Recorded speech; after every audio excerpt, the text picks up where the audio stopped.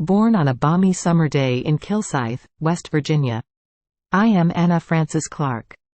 Although most just call me Frances. The chirping of the crickets and distant chatter of the townsfolk surrounded my entrance into this world. My father, George Hariff Williams, a sturdy and hard-working man of 56, looked at me with eyes gleaming with pride, and Lula May, my radiant mother at 37, held me close to her, and I felt the warmth of a mother's love. The household was lively, with Ronald at only 10 years old, always up to mischief. He, along with Thelma, my caring 7-year-old sister with a knack for storytelling, created the sweet sound of laughter that became the backdrop of my early years.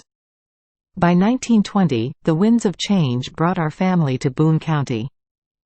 A bustling area with its own rhythm, Boone County was different, but it felt like home. Papa started working as a night watchman for a lumber mill, guarding it with the same tenacity with which he protected our family. Mama was always enterprising, allowing 5 boarders to live with us to help with finances. The diverse stories, experiences, and wisdom that these boarders shared gave our home a unique mosaic of life. Joy came knocking again when Maxine was born. I was 6 then, and the world seemed all the more beautiful. 3 years later, little Mary, with her cherubic face, became part of our clan. Needing to provide for his family, Papa moved us to Cabin Creek, where he began working in the coal mines, and by the time I was 11, my sister Thelma was embarking on a new life with Harry Pauley. They married and she began her new life on Harry's family farm. This made me think of love, dreams, and starting a family of my own. It felt like only yesterday when we used to play house, and now, she had her own. Missing her, I was glad I had my school as it was my safe place where I learned of all the wonders in the world. However, 1929 brought with it the shadows of the Great Depression. Once filled with laughter, our home felt the pinch of trying times. On top of this, our greatest fear, something that was too awful to speak of, happened. Papa was injured in the mines. I still remember waiting on them to help bring him home, fearing the worst. With Papa unable to ever work again, our family splintered as we had to break up the family and go our separate ways. The heartbreak of seeing our family splinter was unbearable. Papa, with Maxine and Mary, went to live with my sister Thelma, while Ronald's heart led him to Seattle, Washington, where he married Frances Binion. Mama was forced to move in with Mrs. Calvert, an elderly disabled woman, as a caretaker. Fate brought me to the Spencer residence in Cabin Creek. The deal was simple: I would assist with housework, and they would provide me shelter. But my soul yearned for more.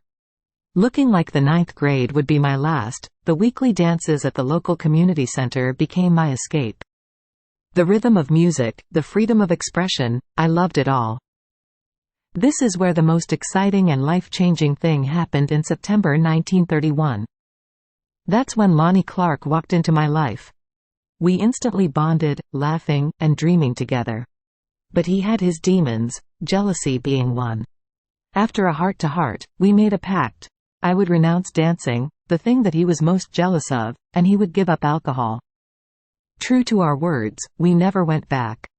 Our love blossomed, and our marriage on Christmas Eve of 1931 marked the beginning of our lifelong journey. I had to forge Mama's signature, but I was positive that this is what I wanted.